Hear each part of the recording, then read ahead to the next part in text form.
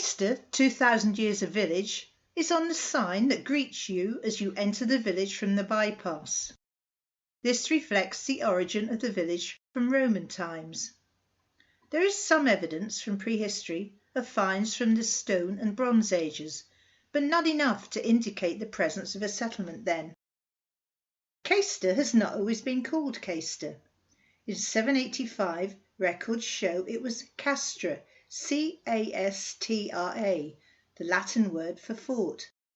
And in the Domesday Book it became Castra, Castre, and by the 1800s it was called Caister by Yarmouth. It didn't become Caister-on-Sea until 1927, when the potential as a holiday village was seen. Our walk today is not circular. It takes us from the remains of the Roman fort on the Norwich Road and through some of the older parts of the village. From the fort we walk down the road towards the junction with the High Street. Crossing the road we visit the churchyard and then head southwards to the junction with Beech Road. Walking along Beech Road we turned into Clay Road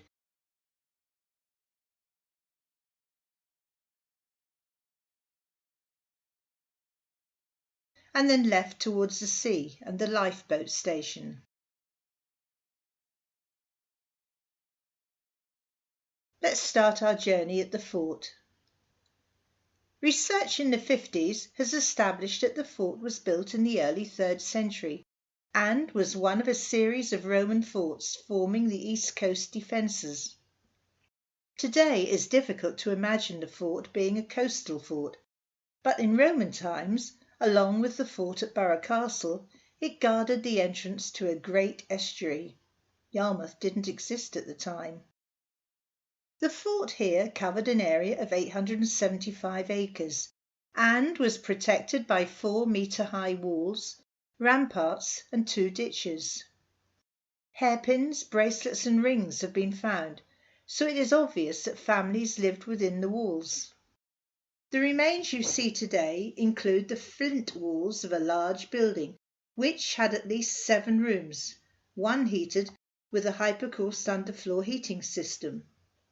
Unfortunately, modern housing now covers 90% of the fort, and it's very difficult to imagine its coastal location. The fort was occupied for almost 200 years, but by the early 5th century, the Roman military forces had been withdrawn and the fort was deserted. Over the next 3 centuries, Saxon immigrants settled in East Anglia, including the Caister area, and the discovery of a cemetery of some 3,000 bodies south of the fort provides evidence of a large population during the Middle and Late Saxon period.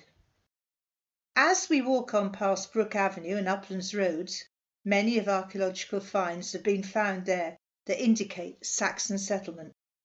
On our left we come to a restaurant called the Castle. A dig, where new roof supports had to be erected, reveals that there has never been a castle here. It was built as a private house for the then rector. It was used as a base for the Home Guard in World War II. Next we come to Holy Trinity Church, which dates from the 13th century, though much has been altered. It stands on the site of an earlier wooden church. The tower originally housed 3 bells and appears externally to have 2 stages, but inside it can be seen to have 3. Near the porch is the grave of Sarah Martin, who was born in Caister in 1791.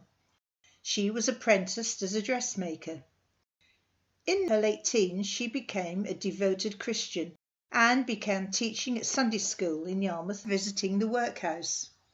She later became a regular visitor to the town jail, where she taught reading and writing and would encourage the prisoners to make small wooden items which she would sell and keep the money for the prisoners to help them when they were released. When she died in 1843, the then Bishop of Norwich said that he would canonise her if he could. You can learn a great deal more about Sarah Martin on another of our virtual talks. When you reach the traffic lights, cross the Ormsby Road and enter the cemetery. Here you will find the memorial to the Beecham lifeboat disaster of the 13th of November 1901. The Beacham was to be involved in the worst disaster to befall the Caister Beach men. Watchmen had spotted rockets from the Cockle lightship and flares burning on a ship on the Barber Sands. The crew assembled on the beach, and it took 3 hours to launch the lifeboat with its 12 crew because of the poor stormy conditions. 45 minutes later, cries for help revealed that the lifeboat had been swept back and overturned 50 yards north from where it was launched. Only 3 crew members were rescued. By morning, 5 bodies had been washed out of the boat, and when the boat was righted, 3 more bodies were trapped inside, and 1 body was washed out to sea. An appeal followed, and £10,000 was raised in months to erect a memorial and fund families who had lost relatives. The memorial is in Italian marble, and the gravestones mark the crew's position in the lifeboat. The east window in the church also commemorates the tragedy. After the disaster, the lifeboat was withdrawn and became a pleasure craft for a while. Coming out of the graveyard, you could, at another time, turn north along the Ormsby Road until you reached the large holiday camp owned by Haven. Its origins are interesting. In 1906, J. Fletcher Dodd opened a socialist camp in the grounds of his house on Ormsby Road. The idea was to provide holidays for small groups of socialists from the East End of London to give them a break from their dismal life in the city. It originally was for men only and supplied tent accommodation and sparse food, with everything else being organised by the campers. Within a few years, members of the Socialist Party from all over the country were visiting Caister. Discussion groups and political meetings were part of camp life, and the red flag flew from the camp's flagpole. Profits were ploughed back into the business, and more permanent accommodation in the form of wooden chalets were provided.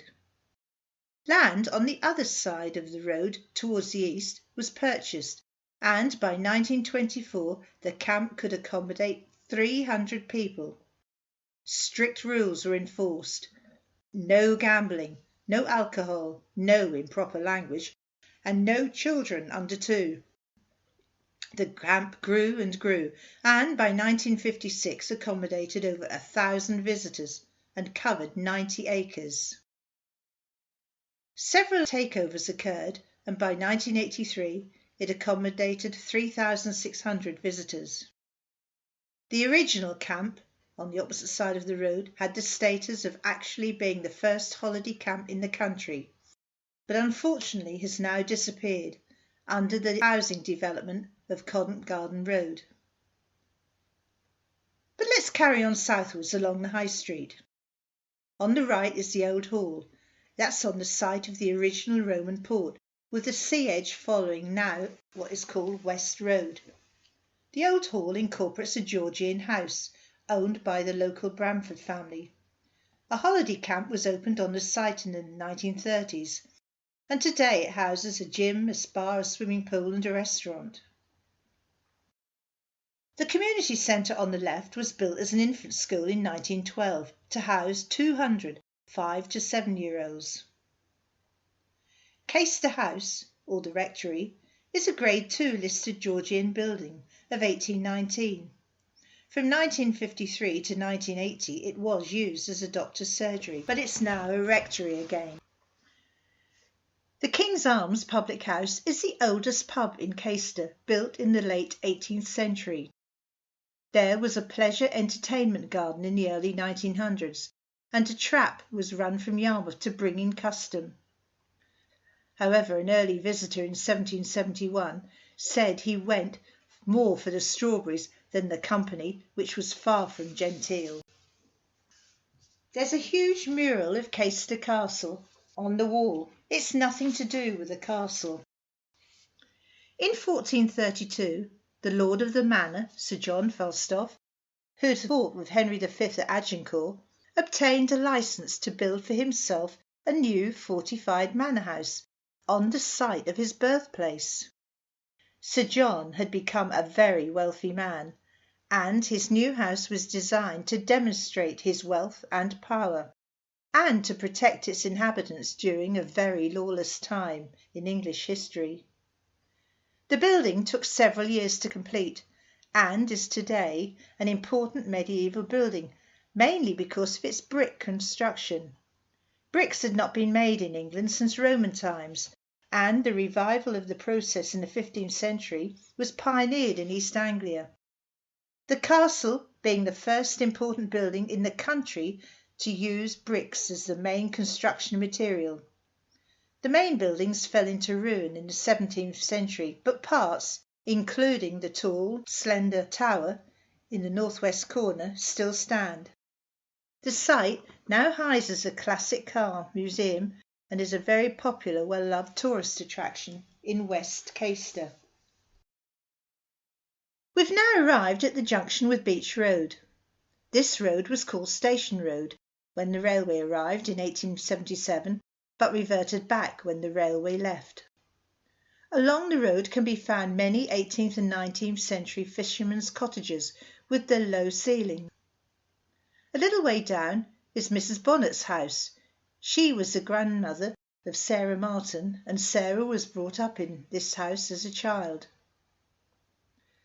The Lord Nelson pub was on the corner of Laken Road and was the venue for the 1901 lifeboat disaster inquiry. At the inquest, it was suggested that the crew might have given up on the distressed ship, but the coxswain responded by saying, "No, they never give up. Coming back is against the rules." This was paraphrased in the press as "Caister men never turn back," and became a soundbite to epitomise their bravery. The pub was demolished in 1977. Victoria Street was originally called Horn Street and formed the other main street in the fishing village. We come to the widows' cottages, which were 2 dwellings, but now 1. These were built by Thomas Clowes, a Yarmouth solicitor and the lord of the manor in the first half of the 19th century. He also set up a charity to help widows, which was amalgamated with other Caister charities in 1966. On the right are a terrace of cottages called Railway Cottages. They were originally called Coastguard Cottages, and a rocket post was situated at the rear. This was part of an audible system employed to warn ships of danger in fog and to call beachmen when a vessel was in distress. Opposite the cottage stood the railway station. The Yarmouth to Stalham Light Railway opened in 1877, originally running from Yarmouth Beach Coast Station to Ormsby. There was a siding and a coal merchant there. And in 1933 a halt was built further up the line at Caister Camp for the holidaymakers to disembark. On the left is Manor Road, which led to Manor House, the home of the Clowes family, and built around 1791. It became a hotel in 1894 at the height of the Victorian holiday boom. It was occupied by the military during World War II, but in 1941 fell into the sea during a heavy storm. Foundations of the house, however, did reappear in 2013 after storms had pounded the coast. On our right is Clay Road, another street of former fishermen's cottages. Halfway down is a former net warehouse, now called Weavers' Cottages.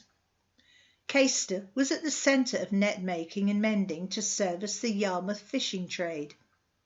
The ground floor was used as storage, and the upstairs was known as net chambers, where highly skilled women, known as beatsters, made and repaired nets. Outside the chambers a large copper was used to boil and tan the newly made nets, or repaired nets, to resist rot. Hence the name of the road at the end, Tan Lane. Off Tan Lane stood a golf club house, The golfing term bogey was said to have been first used here when someone exclaimed, "This player of yours is a regular bogeyman," a term from the music hall song, "Hush, hush, here comes the bogeyman." The house was destroyed by a bomb in 1942. On the beach is the Lifeboat Station. The RNLI withdrew its support in 1969, but the crew set up their own independent charity to continue the work in the tradition of their forefathers. The modern station was funded, raising £400,000, and was opened by Princess Alexandra in June 1991. She named a new lifeboat Bernard Matthews, and in the same year a new inshore boat was purchased named Jim Davidson, both after their main benefactors. Caister is the only independent lifeboat service that operates a full-size lifeboat. The station is well worth a visit to see the history of lifeboats in Caister. There is also a cafe and goods to purchase. If you look out to sea, you can see the Scroby farm wind turbines built in 2004. 30 wind turbines located in water from 13 to 20 metres deep. Each turbine has 3 40-metre blades that rotate around a centre point some 60 metres above sea level. A visitor centre is to be found on the seashore overlooking the North Beach in Great Yarmouth, again well worth a visit. At full capacity, the farm can provide 40,000 homes with electricity. We've come to the end of our walk today. You can visit the places mentioned or take a leisurely walk along the sands to Great Yarmouth.